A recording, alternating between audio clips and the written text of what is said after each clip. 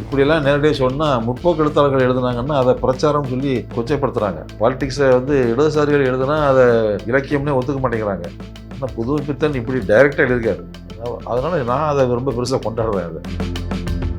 அதை இந்த நூலில் சில படைப்பாளிகள் விடுபட்டு இருக்கிறதா சொல்கிறாங்களா சார்? சில இல்லை, பல. யாரையும் விடலை. ராஜாஜியை பற்றி எழுதியிருக்காங்க. ராஜாஜி கம்யூனிஸ்டுகளை ஒடுக்குனவர். கருப்பணசாமி யோசிக்கிற கதையினுடைய தாக்கத்தை வச்சு தான் ஜெயமோகனுடைய மாடர்ன் மோட்சம்னு ஒரு கதை அது அப்படியே அண்ணாவுடைய கதையினுடைய ரெப்ளிகா மாதிரி இருக்கும். சில கதைகளில் ஈஸ்தட்டிக்ஸ் கம்மியாக இருக்கும். ஈஸ்தட்டிக்ஸை வச்சுக்கிட்டு என்ன செய்ய நாட்கொடுக்குவா? எந்த விருதுங்கிறது தான் மதிப்பை கொடுக்குமே தவிர தொகை ஒரு பொருட்டே கிடையாது. அதிரடியாக ஒரு பாம்பு போட்ட மாதிரி ஒரு கோடின்னு அறிவிக்கிறது அதுதான் அது ஒரு பாலிடிக்ஸ். அவ்வளோதான். அண்ணன் கூப்பிட்டுக்கிட்டு இருந்தவங்க கூட வாழ்த்துக்கள் தமிழ்ச்செல்வன் அப்படின்னு ரொம்ப ஃபார்முலாக போடுறான். அவனுக்கு ஒரு அசூயை ஏற்படுது. 50 ஆண்டு காலம் திராவிட இயக்க கட்சிகள் ஆட்சியில் இருக்காங்க. ஆனால் பெரியாருடைய சிந்தனைகள் பாடத்தில் இல்லை. வணக்கம். செம்மலர் இதழினுடைய ஆசிரியரும் சாகித்ய அகாடமி விருது பெற்ற எழுத்தாளருமான திரு சா. தமிழ்ச்செல்வன் அவர்களை தான் இந்த நேர்காணலை சந்தித்து பேசியிருக்கிறோம். சார் வணக்கம். வணக்கம். 2025ஆம் ஆண்டுக்கான சாகித்ய அகாடமி விருது அறிவிப்புகள் கடந்த டிசம்பர் 18ஆம் தேதி அறிவிக்கப்பட்டிருந்ததாக செய்திகள் வெளியாக இருந்தது. ஆனால் கடைசி நேரத்தில் விருது அறிவிப்புக்கான பத்திரிகையாளர் சந்திப்பை ரத்து செஞ்சாங்க. இப்போ அந்த விருது பட்டியலில் உங்களுடைய பெயர் இருப்பதாகவும் தகவல்கள் வெளியானது. இந்த விருது அறிவிப்பு ரத்து செய்யப்பட்டது உங்களுடைய மனநிலை இப்போ என்னவா சார் இருந்து? இல்லை, எனக்கு எதிர்பார்ப்பும் இல்லாதனால எந்த ஏமாற்றமும் இல்லை. இது ஒரு அரசியல் அப்படிங்கிறது தான். நான் அதை ஒரு அரசியல் ரீதியாக தான் நான் அதை புரிஞ்சுக்கிட்டேன். ஒன்றிய அரசு இந்த தன்னாட்சி பெற்ற அமைப்புகளை எல்லாம் தங்களுடைய கட்டுப்பாட்டுக்குள் கொண்டு வரக்கூடிய ஒரு கொள்கை முடிவை அவங்க வச்சுருக்கிறதுனால இது மட்டும் இல்லை, Sangeet Natak academy, Lalit Kala academy, national school of drama எல்லாத்தையுமே அதனுடைய தன்னாட்சி தன்மையை அதை கட் பண்ணிவிட்டு அவங்க அதை எல்லாத்தையுமே தங்களுடைய கண்ட்ரோலுக்குள்ளே கொண்டு வர்றதுங்கிற அவங்களுடைய இதையும் எடுக்கிறாங்க. என்ன அப்படின்னா, இதை முன்னாடியே இது செஞ்சுருக்கலாம், அல்லது இது அறிவித்ததுக்கு அப்புறமா செஞ்சுருக்கலாம். விருது பட்டியலை அறிவிக்கக்கூடிய 2 நிமிஷத்துக்கு முன்னாடி போய் அதை பட்டியலை பறிச்சுட்டு போனதுங்கிறது 24 மொழிகளையும் சேர்ந்த எழுத்தாளர்களை அவமதித்த மாதிரி இருந்துச்சு. ஸோ நான் ஒரு இன்சல்ட் பண்ணப்பட்டதாக ஒரு ஃபீல் பண்ணேன். இது எதிர்பாராத விருது தான். நான் முற்றிலும் எதிர்பார்க்கல. அதே மாதிரி இப்போ விருது ரத்து செய்யப்பட்டோடனே தமிழ்நாட்டில் ஒரு பெரிய விமர்சனங்கள் முன்வைக்கப்பட்டது. இதுக்கு பிறகு பாஜகவை ஆதரிக்கிறவங்களுக்கு தான் விருதுகளை மத்திய அரசு அறிவிப்பாங்க அப்படின்ற ஒரு விமர்சனம் வைக்கப்பட்டது. அந்த விமர்சனம் மிகைப்படுத்தப்பட்டதாக நினைக்கிறீங்களா, இல்லை யதார்த்தத்தை பிரதிபலிக்கிறதா நினைக்கிறீங்களா சார்? பாஜகவை ஆதரிச்சுக்கிறவங்களுக்கு கொடுப்பாங்கன்னு அதை சுருக்க முடியுது. அது நான் வேறு மாதிரி பார்க்குறேன். அப்படின்னா, விமர்சனம் செய்யக்கூடிய குரலை அவங்க ஒடுக்குறாங்கன்னு நான் பார்க்குறேன். விமர்சனங்கள், கருத்து சுதந்திரம் அப்படிங்கிறதுல நம்பிக்கை இல்லாதவர்கள் இவர்கள். ஆகவே இந்த விருது, சாகித்ய அகாடமி போன்ற தன்னாட்சி அமைப்புகள், அரசியல் குறுக்கீடு இல்லாத தன்னாட்சி அமைப்புகளை அரசியல் கட்டுப்பாட்டுக்குள் கொண்டு வருவதன் மூலமாக கருத்து சுதந்திரத்தை இவங்க பறிக்கிறாங்க. அப்படி தான் நம்ம அதை பார்க்கணும்னு நினைக்கிறேன். இப்போ இந்த விருது தமிழ் சிறுகதையினுடைய தடங்கள் என்ற அந்த நூலுக்கு தான் உங்களுக்கு அறிவிச்சிருக்கிறாங்க. இப்படி ஒரு நூலை எழுதணும் என்ற உந்துதல் தேவை என்ன சார்? தமிழ் சிறுகதைக்குன்னு ஒரு மிகப்பெரிய ஒரு செறிவான வளமான பாரம்பரியம் இருக்குது நமக்கு. அதை பற்றி இளம் வாசகர்களுக்கு எடுத்து சொல்லணும் அப்படிங்கிற உணர்வு எனக்கு இருந்துச்சு. என்னுடைய பிறவியே நல்லதை மக்களுக்கு எடுத்து சொல்லக்கூடிய பணியை செய்வது தான் என்னுடைய இந்த பிறவியினுடைய கடமைன்னு நான் நினைக்கிறேன். அதில் நான் தொடர்ந்து சிறுகதை எழுத்தாளனாகவே இருந்ததுனால, சிறுகதைகளை தொடர்ந்து வாசிச்சுட்டு இருந்ததுனால, இவ்வளோ அற்புதமான விஷயங்களை நம்ம இளம் தலைமுறைக்கு அறிமுகம் செய்வோம், அது ஒரு ஆர்வத்தை தூண்டும் அப்படிங்கிற ஒரு நோக்கம்தான். அதற்கு அருணன் சொல்லிகிட்டே இருந்தார், இந்த மாதிரி ஒரு புத்தகம் நீங்கள் தான் எழுதணும், நம்ம அமைப்பில் வேறு யாரும் எழுத முடியாது, நீங்கள் தான் எழுதணும்னு சொன்னார். அவருடைய தூண்டுதல் ஒரு காரணம். அப்புறம் தற்செயலாக விகடன்.comல இந்த மாதிரி கதை சொல்லிகளின் கதைன்னு சொல்லி ஒரு தொடர் எழுதுறதுக்கு சுகுணா திவாகரன் ஒரு வாய்ப்பை கொடுத்தாரு. நான் இதெல்லாம் சேர்ந்து சரி இதை ஒர்க் பண்ண ஆரம்பிச்சது. அதில் ஒரு 20 கட்டுரை என்னமோ வந்துச்சு. அப்புறம் பாரதி புத்தகாலயத்தினுடைய bookday.in இதழில் தொடர்ந்து எழுதினேன். அப்புறம் உட்காந்து கொரோனா பீரியடில் எல்லாத்தையும் ஒழுங்குபடுத்தி மேற்கொண்டு கதைகளாக வாசித்து அதை செழுமைப்படுத்தி அதை புத்தகமாக போட்டோம். ஓகே. கொரோனா காலம் இதுக்கு ஒரு பெரிய ஆமாம், பெரிய 2 ஆண்டுகள் முழுக்க சிறுகதைகள் ஆயிரக்கணக்கில் வாசித்தேன். அது மாதிரி தமிழ் சிறுகதையினுடைய அதுக்கு ஒரு நீண்ட வரலாறு, ஏறக்குறைய ஒரு 100 ஆண்டுகளுக்கு மேலே ஒரு வரலாறு இருக்குது. ஆனால் தமிழினுடைய முதல் சிறுகதை எது என்பதில் ஒரு குழப்ப நிலை வந்து நீடிக்கிறதா தெரியும் சார். இதை கொஞ்சம் தெளிவுபடுத்துங்களேன். தமிழினுடைய முதல் சிறுகதையை நீங்கள் எதை நினைக்கிறீங்க? இல்லை, இதில் வந்து ஆய்வாளர்கள் வந்து வேறுபட்ட கருத்து கொண்டிருக்காங்க. வாவிசு ஐயருடைய குளத்தங்கரை அரச மரம் முதல் சிறுகதை அப்படின்னு நிறைய பேர் சொல்கிறாங்க. அதை ஒத்துக்க முடியாது. அது வந்து சிறுகதை ஃபார்ம்லேயே இல்லை, புதுமைப்பித்தன் தான் சிறுகதையினுடைய துவக்கம் அப்படின்னு வலுவாக சொல்லக்கூடியவங்க இருக்காங்க. பிரபஞ்சனே அந்த கருத்தில் தான் இருந்தார். நாங்கள் தமிழ் சிறுகதை 100 கொண்டாட்டம் நடத்தினோம் முற்போக்கு எழுத்தாளர் சங்கத்திலிருந்து. அப்போ வந்து வாவிசு ஐயருடைய படத்தெல்லாம் வச்சுருந்தோம். அப்போ பிரபஞ்சன் என்கிட்ட தான் சொன்னார், ஏப்பா இது என்னப்பா புதுமைப்பித்தன் தான்ப்பா துவக்கம், நீ இந்த ஆழத்துக்கு வச்சுக்கிட்டு இருக்கீங்க அப்படின்னு சொல்லி சொன்னார். அது 2 கருத்து இருக்குது. அது இல்லாமல் இன்னும் வேறு பலருடைய பெயர்களும் சொல்லப்படுது. ஒரு சிங்கப்பூரில் இருந்து கதை எழுதின ஒரு இஸ்லாமியர் ஒருத்தர் பேர் சொல்லுவாங்க. நான் என்னுடைய புத்தகத்தினுடைய முன்னுரையிலேயே அந்த விவாதத்தையெல்லாம் வச்சுருக்கேன். யார் யார் முன்னுரை முதல் சிறுகதையாளர் சொல்கிறாங்கங்கிறதெல்லாம் அதில் வச்சுட்டு, சரி யார் வேணாலும் இருந்துட்டு போட்டோம், எல்லாருமே அந்த காலத்தில் பல பேர் எழுதியிருக்காங்க. சிறுகதை அப்படிங்கிற வாவிசு ஐயருடைய எல்லா கதையுமே ஒரு சிறுகதைங்கிற வடிவத்துக்குள்ளே இல்லை. குளத்தங்கரை அரசமரம் ஒன்று தான் வந்து சிறுகதை, மற்றதெல்லாம் வந்து ஒரு பழங்கதைகளை தான் சொல்கிறாரு. அதை படித்து பார்த்தீங்கன்னா தெரியும், பெரிய சரிப்பட்டக்கூடிய கதையாக தான் இருக்கும். இந்த குளத்தங்கரை அரசுங்கிற கதை வந்து சமகால பிரச்சனையை வைத்துக்கொண்டு அவர் எழுதப்பட்ட கதைங்கிறதுனால அதுக்கு ஒரு இடம் வந்து கொடுக்குறோம். இப்போ ஒரு 900 பக்கங்கள் கொண்ட ஒரு நூலை வந்து எழுதியிருக்கீங்க. இதுக்கு வந்து நிறைய வாசிச்சிருப்பீங்க, நிறைய கதைகள், நிறைய தகவல்கள் வந்து திரட்டிருப்பீங்க. உங்களுக்கு அப்போ வந்து ஆச்சரியத்தை ஏற்படுத்தின எழுத்தாளர், படைப்புனா எதை சார் சொல்லுவீங்க? எனக்கு எப்போதுமே ஆச்சரியமாக இருக்கிறவர் கு. அழகிரிசாமி தான். ஓகே. அவர் தான் எனக்கு அது இலக்கிய உலகத்தில் இப்போ எனக்கு ஒரு ஞான தந்தைன்னு சொன்னால் கு. அழகிரிசாமி தான் நான் எப்போதுமே சொல்லுவேன். அந்த எளிமையும் ஆழமும் அழகும் நான் வந்து எனக்கு அவர்கிட்ட கிடைச்சது மாதிரி வேறு யார்ட்டையும் கிடைச்சதா சொல்ல முடியாது. அவருடைய கதைகள் இப்போ படித்தா கூட அப்படியே ஆச்சரியமாக தான் இருக்குது எனக்கு. அவர் ஒரு ஏறக்குறைய கரிசல், இப்போ உங்கள் பகுதிக்கு ரொம்ப நெருக்கமான எழுத்தாளர்ன்றதுனால அப்படி எடுத்துக்கலாமா அதை? இல்லை, அதுக்கு கரிசல் அப்படிங்கிற அடையாளப்படுத்தி கதை எழுதினவர் கீரா தான், கி. ராஜநாராயணன் தான். கரிசல் சாம்ராஜ்யத்துக்கு அவரே தன்னை முடிசூட்டி கொண்ட மகாராஜான்னா அது கி. ராஜநாராயணன் தான். கு. அழகிரிசாமி அப்படி தன்னை அடையாளப்படுத்திக்கிறார். கரிசல் பகுதியில் இருந்த வாழ்முறை அவருக்கும் எனக்கும் ஒன்று அப்படிங்கிறது அது ஒரு காரணம். ஆனால் அது பிரதான காரணம் இல்லை. அதாவது புற வாழ்க்கையும் அக வாழ்க்கையையும் இணைத்து எழுதிய ஒரு படைப்பாளிங்கிற அந்த கோணத்தில் தான் எனக்கு அவர் ரொம்ப அப்பீல் ஆகிறார். அதான் கீரா வந்து நிறைய கரிசல் சித்திரங்களை உருவாக்கிட்டார். கரிசக்காடு அதுன்னு ஒரே காடு கரையாக பூமினி சொல்லுவார். நம்ம எல்லோரும் கு. அழகிரிசாமியை பின்பற்றி எழுதியிருக்கணும். அகத்தையும் புறத்தையும் இணைச்சவர் அவர் தான். நம்ம நயனாவை பின்பற்றி போயிட்டோம், அவர் வந்து காடு கரைன்னு எழுதி தெரிஞ்சிட்டோம்னு ஒரு பேட்டியில் சொல்லுவார். அதுதான் உண்மை. இப்போ இந்த நூலில் வந்து ஒரு 51 எழுத்தாளர்களை வந்து நீங்கள் ஆவணப்படுத்திருக்கீங்க, தொகுத்துருக்கீங்க. இதில் வந்து கீராவுக்கு மட்டும் அதிக பக்கங்களை வந்து எழுதியிருக்கீங்க. அதுக்கு என்ன சார் காரணம்? யாருக்கும் இத்தனை பக்கத்துக்குள்ளே எழுதணும்னு ஒரு பிளான் பண்ணலை. படிச்சுக்கிட்டே இருந்தேன், எழுதிக்கிட்டே இருந்தேன். அதில் அப்படி தற்செயலாக அமைஞ்சிருச்சு. அவருக்கு முக்கியத்துவம் கொடுக்கணும்னு நினச்சி அதிக பக்கங்கள் எழுதலை. அது இப்போ தான் நானே பார்க்குறேன், இவருக்கு கொஞ்சம் பக்கங்கள் அதிகமாகிடுச்சு அப்படின்னு.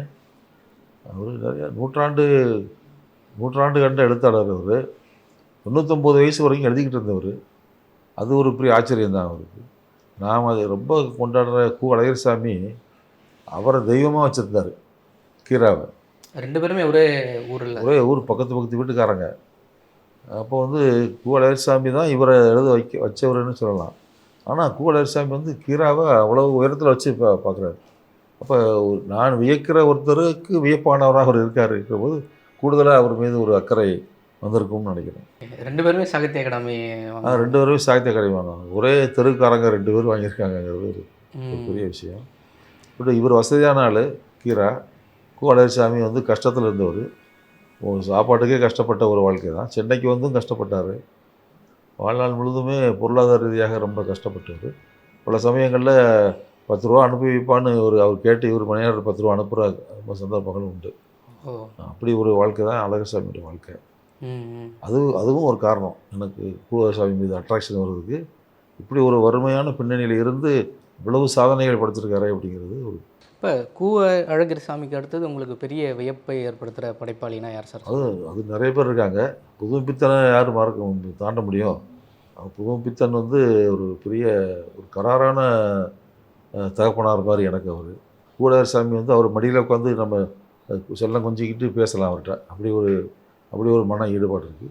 ஆனால் புதுமைப்பித்தன் வந்து ஒரு கராரான தகப்பனார், எப்படி நின்றான்னு சொல்லுவார், அந்த மாதிரியான ஒரு ஆள் அவர். அப்படி கதைகள்லாம் வந்து அவ்வளவு சுத்தமான சிறுகதைகள். அவ்வளவு சோதனை முயற்சிகள் பண்ணியிருக்காரு.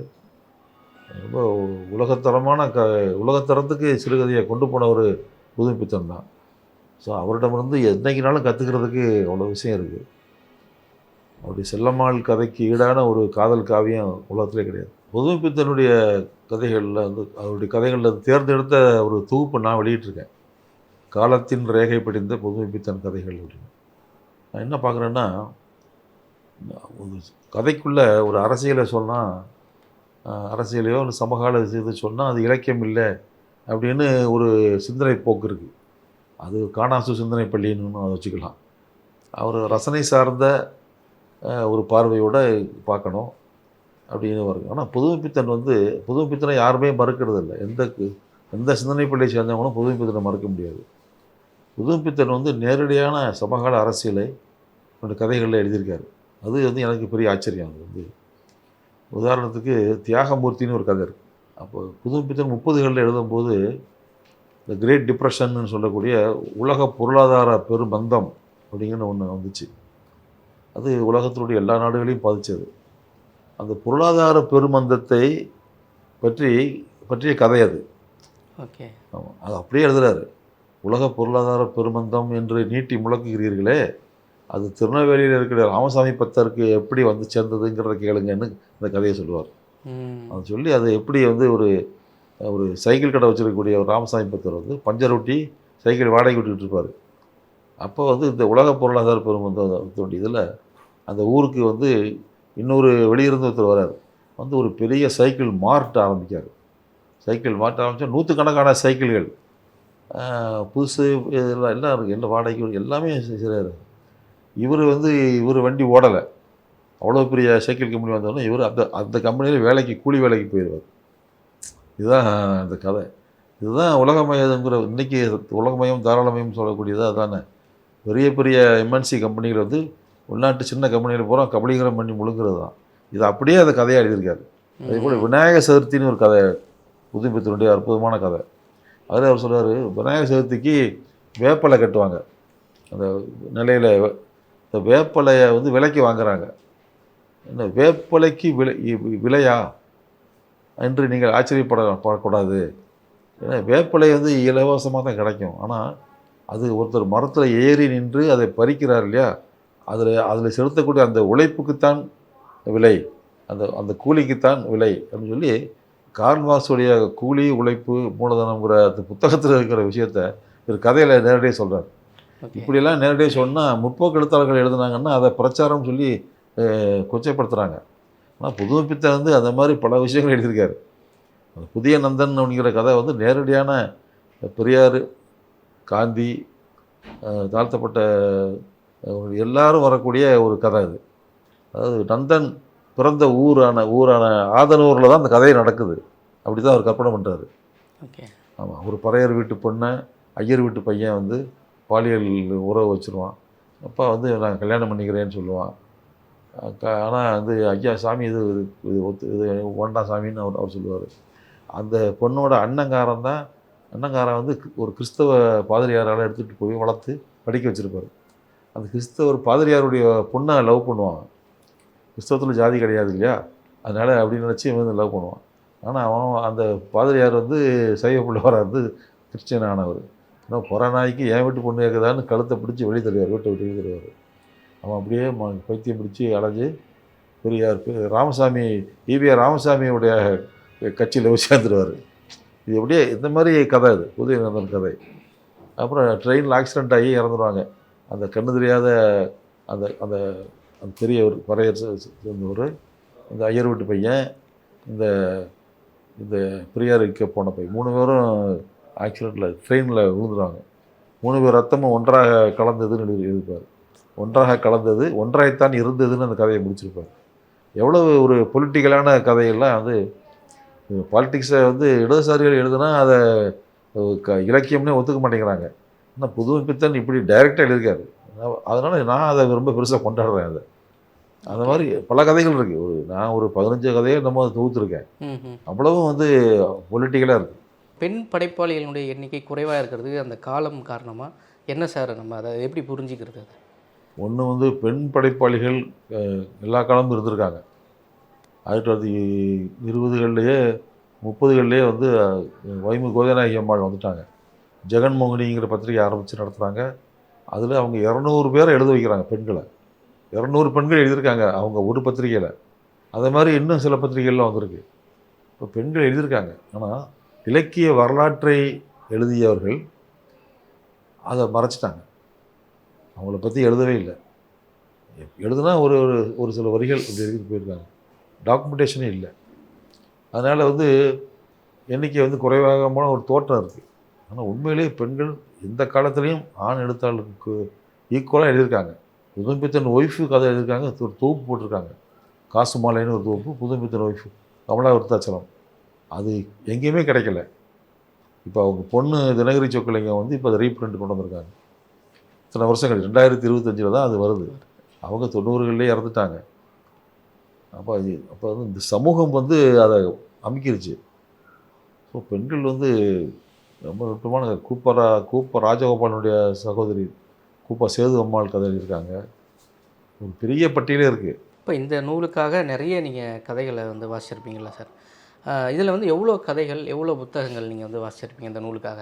கணக்கு வச்சுக்கிட்டு செய்ய வேண்டிய வேலை இல்லைங்கிறதுனால நான் அதை கணக்கு வைக்கல. ஆனால் ஒரு ரஃப்பாக ஒரு 6000 கதைகள் படிச்சிருப்பேன்.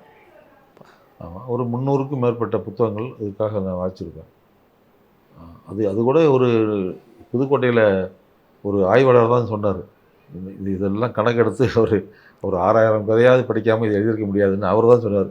அப்போ இருந்து தான் நானும் 6000 கதை படித்தேன்னு சொல்லிட்டு இருக்கேன். ஆமாம், கணக்கு வச்சு படிக்கிறது இல்லை. வாழ்க்கையே கணக்கு வச்சு வாழலை, அப்புறம் புத்தகத்தை எங்கே கணக்கு வைக்க? இதெல்லாம் நமக்கு தோணுதோ அதெல்லாம் வாங்கி படிச்சுட்டே இருந்தேன். மனசுக்கு பிடிச்சிருந்தா அதை அப்படியே போயிடும் உள்ள. இப்போ இந்த நூலில் வந்து சில படைப்பாளிகள் வந்து விடுபட்டு இருக்கிறதா சொல்கிறாங்களா சார்? அந்த விடுபடலுக்கு என்ன காரணம்? சில இல்லை, பல. எனக்கே தெரியும் பல பேர் நான் விட்டுருக்கேன். ஏன்னா நான் வந்து இது ஒரு ஆய்வு நூலாக எழுதணும்னு நான் நினைக்கவே இல்லையே. தமிழ் சிறுகதையின் மீது ஒரு ஆர்வத்தை உண்டாக்கணும் இளம் தலைமுறைக்கு அப்படிங்கிற ஒரு என்னுடைய தொடர்ந்து நான் செய்கிற பல வேலைகளை அந்த மாதிரி தான் செய்கிறேன். அதுக்காக எழுதப்பட்டதான் இது.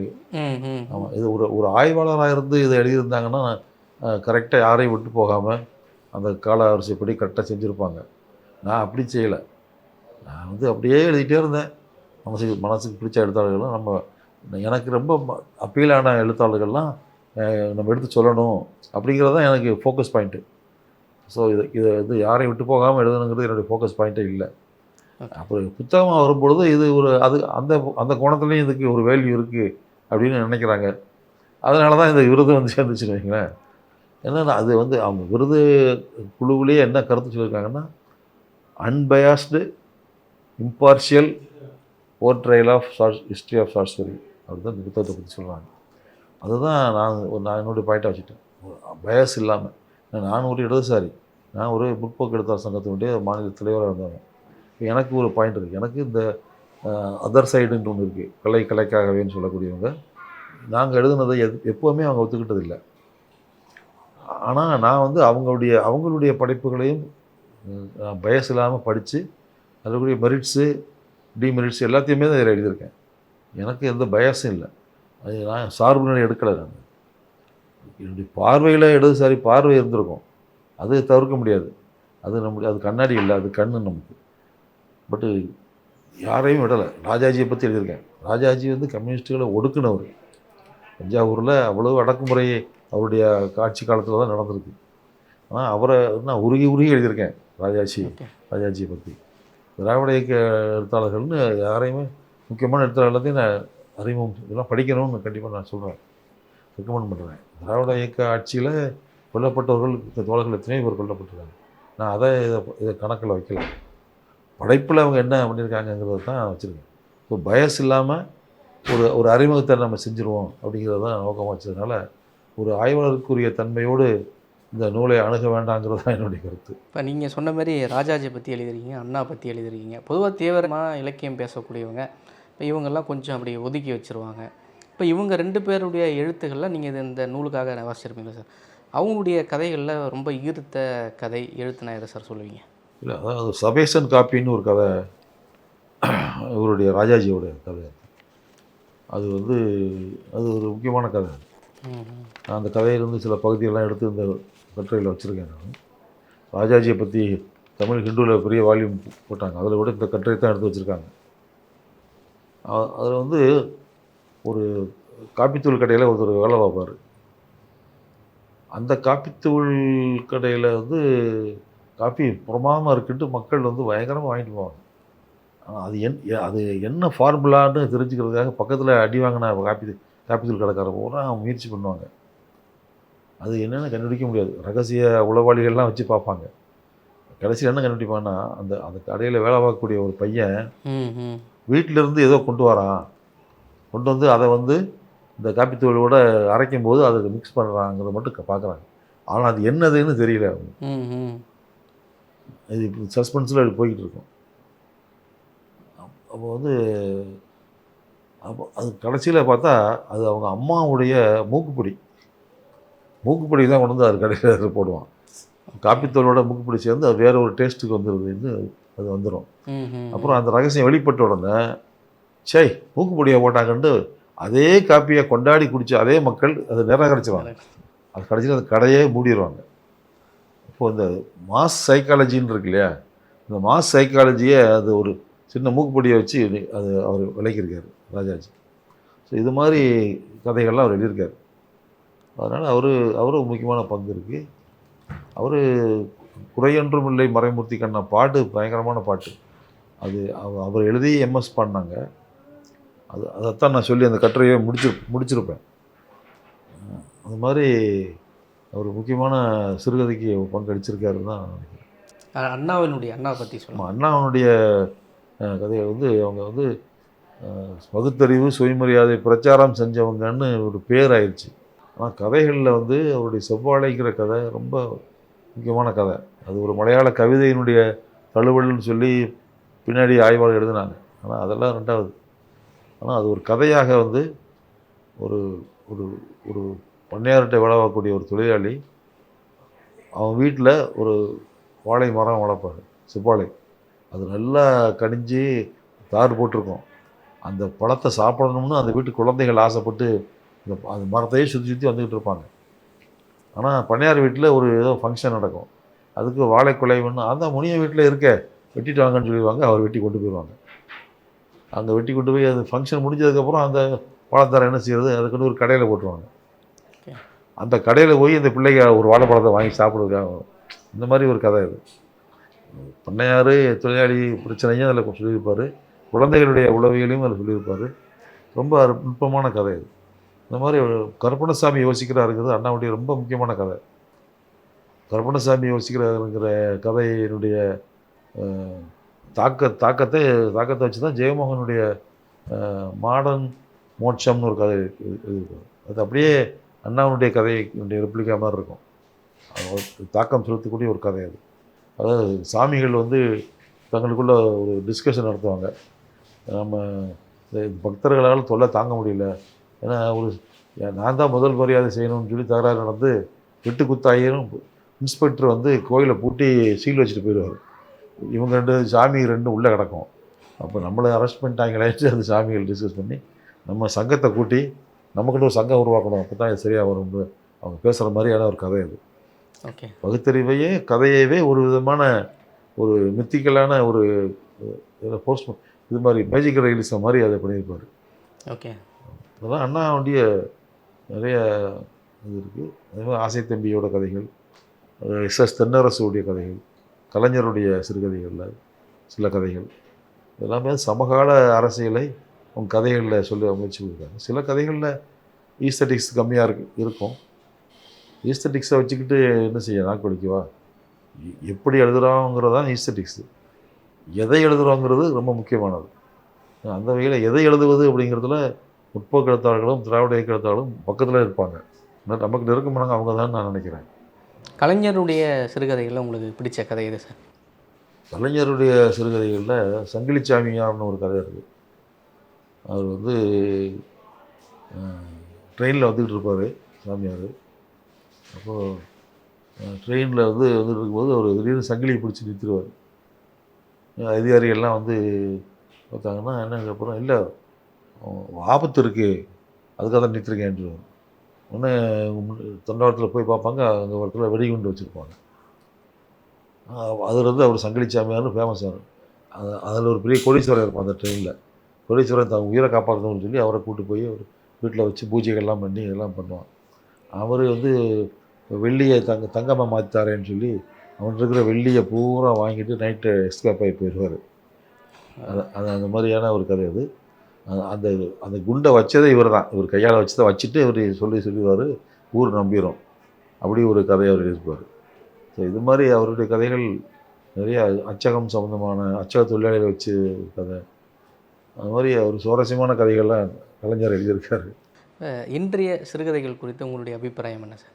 இன்றைக்கி வந்து இளைஞர்கள் வந்து இன்னைக்கு சமகாலத்தில் ஐடி இண்டஸ்ட்ரியில் இருக்கக்கூடிய உளவியல் பிரச்சனைகள் அதெல்லாம் எழுதுகிறாங்க. இன்றைக்கி குறிப்பாக பெண்கள் வந்து ரொம்ப நல்லா எழுதுகிறாங்க. ஜெயராணியுடைய 2 தொகுப்புகள் வந்திருக்கு, செந்நிலம், கருப்பு வானம். ரெண்டுமே ரொம்ப முக்கியமான கதைகள். நீங்கள் படித்தீங்கன்னா மனசை ஒலிக்கிறோம், அப்படி கதை எழுதியிருக்காங்க. இவங்க மட்டும் இல்லை, இன்னும் நிறைய பெண் படைப்பாளிகள் புதுசாக எழுதுகிறாங்க. சின்ன சின்ன தொகுப்புகள் அவர் என் மருமக கூட ஒரு தொகுப்பு போட்டிருக்காங்க, இப்போ தான் வெளியிட்டிருக்காங்க. எங்கள் வீட்டிலேருந்தே ஒரு பெண் படைப்பாளி வராங்க. இது மாதிரி நிறைய பெண்கள் எழுத வந்திருக்காங்க. அது மாதிரி சாகித்ய அகாடமி விருது அறிவிப்பு அந்த சர்ச்சையானதும் தமிழ்நாடு அரசு சார்பாக ஒரு விருது, செம்மொழி இலக்கிய விருதுன்னு சொல்லிட்டு நேஷ்னல் லெவலில் ஒரு விருது அறிவிப்பு வந்து வெளியிட்டிருக்கிறாங்க. இப்போ ஞானபீட விருது அறிவிப்பு சர்ச்சையானதும் எழுத்தாளர் ஜெயமோகனும் வந்து ஒரு விருது அறிவிப்பை வெளியிட்டிருக்காரு. அதுக்கான பரிசு தொகை 1 கோடிலாம் அறிவிச்சிருக்கிறாரு. இந்த போக்கை எப்படி சார் பார்க்குறீங்க? அதாவது தமிழ்நாடு அரசு வாழும் செம்மொழிகள் 7 மொழிகளுக்கு 5 லட்சம் ரூபாய் விருதுன்னு சொல்லி அறிவிச்சிருக்காங்க. உண்மையிலே இந்த சாகித்ய அகாடமி விருது டிசம்பரில் அறிவிக்க வேண்டியது தாமதமானாலும் கூட அதே பட்டியல் திருத்தப்படாமல் வெளியிடப்பட்டதுக்கு ஒரு காரணம் வந்து தமிழ்நாடு அரசினுடைய அந்த அறிவிப்புன்னு நான் நினைக்கிறேன். ஏன்னா அது ஒரு சவால். அது நான் இப்போ அவங்க வந்து இப்போ அந்த விருதை கொடுத்துட்டாங்கன்னா, தமிழக அரசு 7 மொழிக்கு கொடுத்துட்டாங்கன்னா, இது ஒன்றிய அரசு எந்த மூஞ்சி எங்கே வேண்டி வைப்பாங்க? அந்த ஒரு நெருக்கடி அவங்களுக்கு உருவானதுனால தான் இப்போ இந்த எலெக்ஷன் நேரத்தில் கரெக்டாக இதை ரிலீஸ் பண்ணிட்டாங்கன்னு நான் நினைக்கிறேன். மற்றபடி 1 கோடி விருதுன்னு தொகை ஒரு மேட்டரே கிடையாது. இப்போ தமிழ்நாடு அரசு வந்து ஒரு 96 விருதுகள் தான் கொடுக்குறாங்க ஆண்டுதோறும். உவேசா விருது, திருவிக்கா விருதுன்னு நிறைய விருது அறிவிக்கிறாங்க. எல்லாமே 2 லட்ச ரூபா. சாகித்ய அகாடமி 50,000 தான் இருந்துச்சு, இப்போ தான் 1 லட்சமே ஆக்கியிருக்காங்க. இப்போ தொகைன்னு பார்த்தா இது தமிழ்நாடு அரசு 5 லட்சம் விருதெல்லாம் இருக்குது. இலக்கிய மாமணின்னு 5 லட்ச ரூபா விருது கொடுக்குறாங்க. தொகையல்ல, அதையெல்லாம் தாண்டியும் சாகித்ய அகாடமி விருதுன்னா அதுக்கு ஒரு மரியாதை ஏன் இருக்குது? இப்போ விருது இது எந்த விருதுங்கிறது தான் மதிப்பை கொடுக்குமே தவிர தொகை ஒரு பொருட்டே கிடையாது. ஒரு அதிரடியாக ஒரு பாம்பு போட்ட மாதிரி 1 கோடின்னு அறிவிக்கிறது வந்து அதெல்லாம் அது ஒரு பாலிடிக்ஸ், அவ்வளோதான். அப்படிதான் நான் பார்க்குறேன். தொகையை வச்சு விருதுகள் தீர்மானிக்கப்படுவதில்லை. தனியார் விருதுகளே 5 லட்சம் கொடுக்குறாங்க. எத்தனையோ தனியார் கல்லூரிகள், யூனிவர்சிட்டிகள் அவங்களாம் விருது கொடுக்குறாங்க. யார் கொடுக்குறாங்கங்கிறது, எவ்வளோ தொகை கொடுக்குறாங்கிறது விஷயம் இல்லை, என்ன விருது யார் கொடுக்குறாங்கங்கிறது தான் மதிக்கப்படுது. ஏன் சாகித்ய அகாடமிக்கு இவ்வளவு வாழ்த்துக்களும் வசைகளும் வருது? யாருக்கு விருது கொடுத்தாலும் 4 பேர் திட்டுறாங்கல்ல. அப்போ ஒரு விதமான ஒரு ஒரு எதிர்பார்ப்பு இருக்குது. அதுக்கு கிடைக்கலைங்கிற போது ஒரு காழ்ப்புணர்ச்சிங்கிறது இயல்பாக வருது. எனக்கு விருது அறிவிக்கலை, டிசம்பரில் வந்து லீக் அவுட் ஆச்சு செய்தி. அதுக்கே அவ்வளோ பேர் வாழ்த்துக்களும் வசைகளையும் வாரி வழங்கினாங்க. சொந்த அண்ணன்னு கூப்பிட்டுக்கிட்டு இருந்தவங்க கூட வாழ்த்துக்கள் தமிழ்ச்செல்வன் அப்படின்னு ரொம்ப ஃபார்முலாக போடுறான். அவனுக்கு ஒரு அசூயை ஏற்படுது. இது ஒரு அப்படியே வந்து விருது, சாகித்ய அகாடமி விருதுங்கிறது ஒரு தனி மரியாதை இருக்குது. ஏன்னா அது இண்டிபெண்ட் பாடி, அது ப்ராசஸ் இருக்குது. பல கட்டங்களை தாண்டி அந்த விருது வந்து அறிவிக்கப்படுகிற போது அதுக்கு ஒரு மரியாதை இருக்குது. அது மாதிரி இன்றைய தமிழ்நாட்டினுடைய கல்வி சூழலோடு ஒப்பிட்டு உங்களுடைய அறிவொளி கால நினைவுகளை வந்து பகிர்ந்துக்க முடியுமா சார்? இல்லை, கல்வி வந்து குழந்தைகளை மையப்படுத்திய கல்வியாக நம்முடைய கல்வி முறை இல்லாமல் இருக்குது. நீண்ட காலமாக அது அப்படி இருக்குது. சமூகத்தோடு இணைப்பு இல்லாமல் இருக்குது. சமூகத்திலிருந்து துண்டிக்கப்பட்டு கல்வினா அது வந்து ஸ்கூலில் எந்த டிஸ்டர்பன்ஸும் இல்லாமல் இந்திய எதிர்ப்பு போராட்டம் நடக்குது, அப்போவும் ஸ்கூல் நடக்கிறது டிஸ்டர்ப் பண்ணாதீங்க. சாதி கலவரம் நடக்குது ஊரெல்லாம், அப்போயும் ஸ்கூலை மூடிடாதீங்க, டிஸ்டர்ப் இல்லாமல் நடக்கணும். எது நடந்தாலும் சுனாமியே வந்தாலும் ஸ்கூல் நடக்கணும்னு நினைக்கணும். நம்ம இந்த உலகத்திலிருந்தே கட் ஆஃப் பண்ணி அது அது கல்வி நடக்கணும், கல்விங்கிறது ஒரு தனித்த ஒரு ஏற்பாடு அப்படிங்கிற அண்டர்ஸ்டாண்டிங் இருக்குது. அது தப்பு. அது சமூகத்தோடு எவ்வளவு ஜீவனுள்ள உறவு இருக்கோ அதுதான் உண்மையான கல்வியாக இருக்கும். எங்கள் ஊர் பக்கத்தில் பெரிய ஸ்கூல் இருக்குது, லேபரேட்டரி இருக்குது, எல்லாம் இருக்குது. ஆனால் பக்கத்தில் இருக்கிற விவசாயிக்கு ஒரு ஒரு பூச்சி விழுகுதுன்னா அதுக்கு என்ன மருந்து என்ன செய்யணுங்கிறத இவ்வளோ பெரிய அறிவு ஸ்தாபனம் பக்கத்தில் இருந்து அங்கேருந்து அந்த கிராமத்துக்கு ஒரு அறிவும் கிடைக்கலையே. அப்போ என்ன இவ்வளோ பெரிய பல்கலைக்கழகம் இருக்குது, எத்தனையோ பல்கலைக்கழகம், அது பக்கத்தில் விவசாய நிலங்கள் இருக்குது. இந்த விவசாயிகளுடைய பிரச்சனைகளுக்கு விடை இந்த பல்கலைக்கழகத்துலேருந்து கிடைக்கல. அவன் வேற எங்கேயோ போய் தான் விடையை தேட வேண்டிய அவசியம் இருக்குது. என்ன காரணம்னா லிங்க் இல்லை, சமூகத்தோட லிங்க் இல்லை. ஒரு சாதி கலவரம் நடக்குதுன்னா சாதின்னா என்னன்னு ஸ்கூலில் சொல்லித்தரலையே. உலகத்தில் எந்த நாட்டிலையும் இல்லாத ஒரு சாதி ஏற்பாடு இந்தியாவில் மட்டும் இந்து மதத்தில் மட்டும் இருக்கிறதுங்கிறத சொல்லிக் கொடுக்கணும். இது ஏன் இருக்குது, இது என்ன அவசியம் இருக்குது, இதனால் யார் லாபம் அடைகிறாங்கிறத குழந்தைகளுக்கு சொல்லிக் கொடுத்தா அவங்க அதை விட்டு போயிடுவாங்க.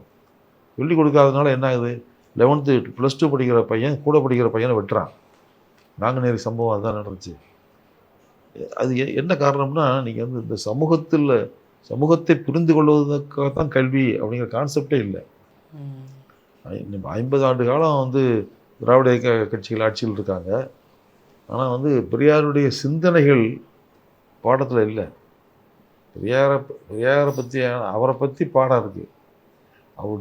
அவருடைய சிந்தனா முறை அதுதான் இன்றைக்கி தேவையாக இருக்குது நமக்கு. ஒரு பகுத்தறிவு சார்ந்த எல்லாவற்றையும் கேள்விக்குள்ளாக்குகிற சிந்தனை மரபை கொண்டதாக கல்வி முறை மாறணும். இதுதான் நாங்கள் அப்படி சொல்லுங்கள். அறிவொளிக்கத்தில் நாங்கள் ஒர்க் பண்ணும்போது அதை தான் பார்த்தோம். மக்களை வந்து கேள்வி கேட்க வைக்கிறது, சிந்திக்க வைக்கிறது அப்படிங்கிற நோக்கத்தோடு தான் போனோம். ஆனால் என்ன நடந்ததுன்னா நாங்கள் கற்றுக் கொடுக்க போனோம். ஆனால் 5 வருஷம் நாங்கள் ஒர்க் பண்ணிட்டு என்ன புரிஞ்சுக்கிட்டோம்னா நாங்கள் தான் மக்கள்கிட்ட கற்றுக்கிட்டு வந்தோம். நாங்கள் போய் கற்றுக் கொடுக்கல, நாங்கள் ஆனாவனா சொல்லிக் கொடுத்தோம். அவ்வளோ தவிர மக்களுடைய லைஃப் என்ன அப்படிங்கிறத அவங்ககிட்ட நாங்கள் தான் கற்றுக்கிட்டோம். ஏன்னா நாங்கள் வந்து உதாரணத்துக்கு நாங்கள் அது 1 வருஷம் படித்து முடித்தவங்களுக்கு ஒரு பயிற்சி புத்தகங்கள் கொடுத்தோம். அதில் வந்து உங்களுக்கு லாட்ரியில் 25,000 ரூபா விழுந்திருக்கு, உங்கள் வீட்டில் வந்து அந்த வீட்டில் 3 பிரச்சனை இருக்குது. 1 பொண்ணு கல்யாணம் பண்ணணும், 2 வீட்டு கூரை வந்து ஒழுகிட்டு இருக்கு, அதை வீட்டை ரிப்பேர் பார்க்கணும், அதுக்கப்புறம் இன்னொன்று வந்து தாத்தாவுக்கு உடம்பு சரியில்லை, ஒரு வைத்தியம் பார்க்கணும். இந்த 25,000 வச்சு நீங்கள் இதில் எதை முதல்ல செய்வீங்க அப்படின்னு ஒரு கேள்வி அதை கொடுத்துருங்க.